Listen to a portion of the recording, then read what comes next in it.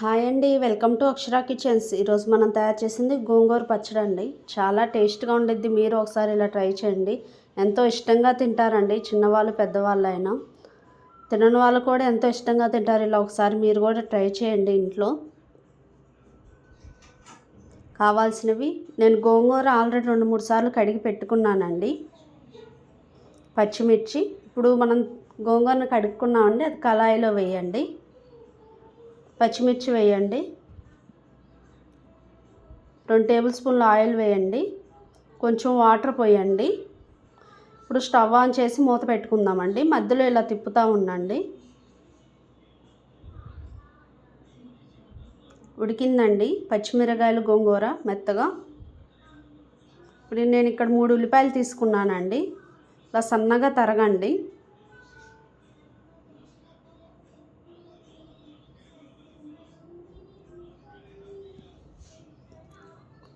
ఉడకబెట్టుకున్న గోంగూర ఉంది కండి,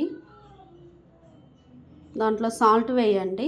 నేను ఇక్కడ రాక్ సాల్ట్ తీసుకున్నానండి. సరిపడినంత వేయండి.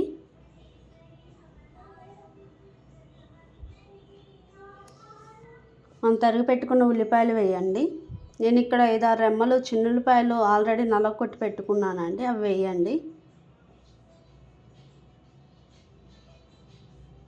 బాగా కలపండి. ఇప్పుడు స్టవ్ ఆన్ చేసి కళాయి పెట్టండి. 2 టేబుల్ స్పూన్ల ఆయిల్ వేయండి. ఆయిల్ హీట్ అయిందండి. ఇప్పుడు పోపు దినుసులు వేసుకుందామండి.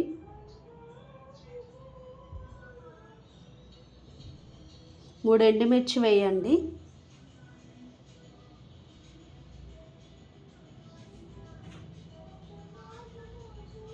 మనం తరిగి పెట్టుకున్న ఉల్లిపాయలు ఉన్నాయి కండి, కొన్ని పచ్చళ్ళు వేసానండి, కొన్ని తిరగమాతలో వేస్తున్నానండి.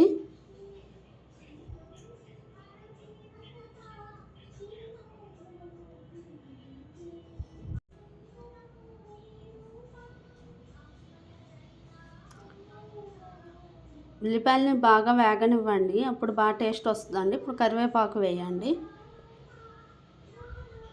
ఇలా గోల్డెన్ కలర్ వచ్చేదాకా వేగనివ్వండి ఉల్లిపాయలని.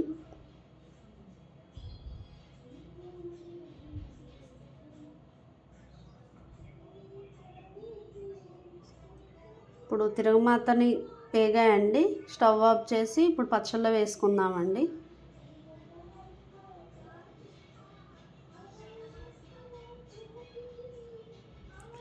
చాలా టేస్ట్గా ఉండిద్దండి. ఒకసారి మీరు కూడా ఇలా ట్రై చేయండి. తినని వాళ్ళు కూడా ఎంతో ఇష్టంగా తింటారండి. నచ్చితే లైక్ చేయండి, షేర్ చేయండి, సబ్స్క్రైబ్ చేయండి. థ్యాంక్ యూ ఫర్ వాచింగ్ అండి.